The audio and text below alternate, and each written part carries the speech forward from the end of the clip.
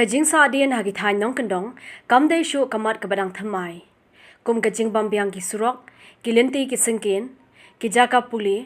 ko umdi bar kawei na kiru kadei ka jingbym biang ki jaka ai jingsumar dang shen kaladon kawei ka jingjia ka sngewsih ka belajar Dangar PHC ha ka kawei ka longkmie kala du no ela ka jong ka jingim tang hadien maria dep khai khlung bar ka daw ka balami kat kum ka jingkno na ki bahayeng bar ki nongshong ka long ka jing torti u doktor bar ki nos bar kum joru ka jingbym biang ha kru company ya ka te ka PHC ka bla shimti de ka voluntary health association of Meghalaya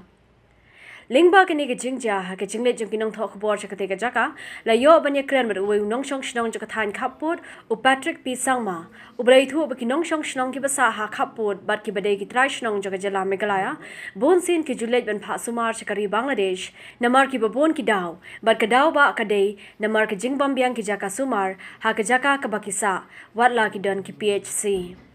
u Patrick Leit hu bahang ni Dangar PHC ki pajba kimchi yo ai ka jikshakri ka bajanai hakaliang ka koi khia ulong baka daw pala puloi ki pajba jogani ka dong ka than ki basong basa Khappud banit shim dawai na Bangladesh kolong baki dawai ki dashin ru ki long ki babha bar kumchu ru ki yo hakador ka barin we didn't get a proper medical facilities over here this Dangar PHC so sometimes the patient used to come here but like they don't have a medical facilities so what they do is they find the easiest way the which one from they will get it is not easy to go to the Shillong for them that it is it's like very expensive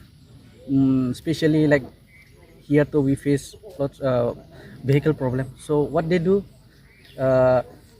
they easily go to the Bangladesh to get a treatment so the side is little bit like affordable the medicines are facilities are good means like low cost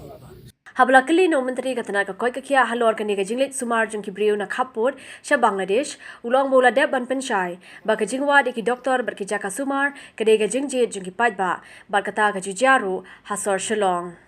ek beliwat ki doktor berwat ki jaka Sumar ka de ka jingjia hi jong pajba ki beli pajba don ting pin pita Shillong rubun bahagi hospital beli jong yang kualit ngira tengah kuabit apa budlan beli pin ni grim ba ada ka soka yang ngite ngim kualit kata jaka tekada la ka jong ka jing ka choice jongki ka jingjit jongki ya kata hi ka jingjit yu doktor ka jingjit ka jaka Sumar ting ka jingi sem jongki paiba kanu ka jaka Sumar ka biang gunu doktor babha dapat ai ka jingkia yang kata ka de gemde bu pun bor mangi ka jingjit hi ki simet tingala kerpat juri minister ba da longkmie noru kawei ka ambulance 108 ba in sobha ban penpoi no hapoh kini kisi kadaw kalong ba